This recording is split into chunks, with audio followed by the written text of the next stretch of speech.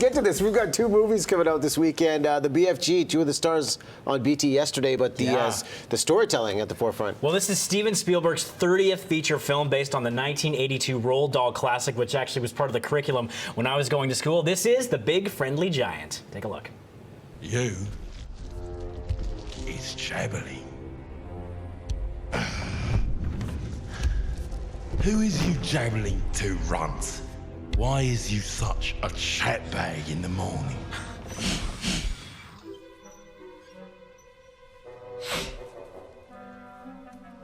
Does you have a new little petty poo? There you go, one of the central villains with motion capture provided by the great Jermaine Clement and Mark Rylance, who won an Oscar for Bridge of Spies, which Spielberg also directed. He's doing the role of the BFG here. The visual appeal of this movie to immerse you into the entire experience.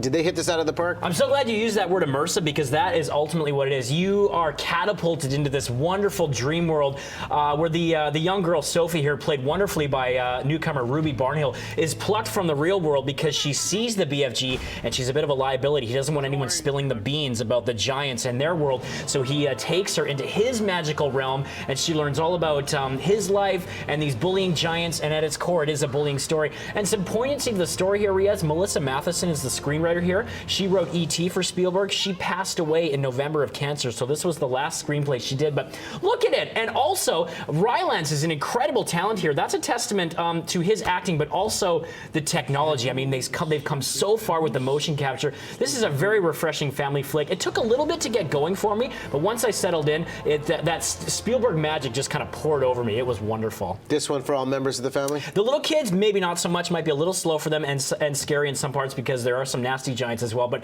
there is a rousing Buckingham Palace finish in this movie that is worth the price of admission. How many hammers? Love this one, 4 out of 5. 4 out of 5 to get us going, and another familiar franchise back on the silver screen. Let's talk Legend of Tarzan. Okay, a little setup here. This is from Edgar Rice Burroughs, providing the source material. I'm a big fan of his. I love Tarzan. I love John Carter. And this is sort of the framing device they used in Superman Returns, where they pick up much later in the character's life. So we see Tarzan as an established earl, and then his backstory is revealed through flashbacks. For the most part, that works. Other times, it really stalls the narrative. So you've got Alexander Skarsgård of True Blood fame playing the rope-swinging, the vine-swinging hero here. Margot Robbie is Jane. Christoph Waltz is the villain, and Samuel L. Jackson actually playing a real-life Civil War hero in this movie. The visual effects, I thought they looked great in the trailers. In the actual movie, they were rather unconvincing.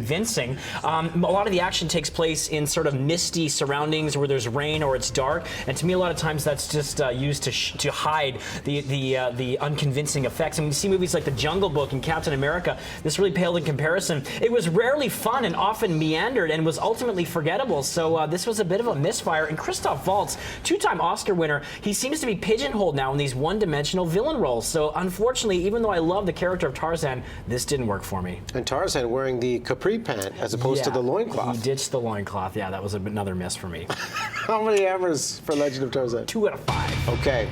BFG, you think Finding Dory's still on top? I think so, yeah. Okay.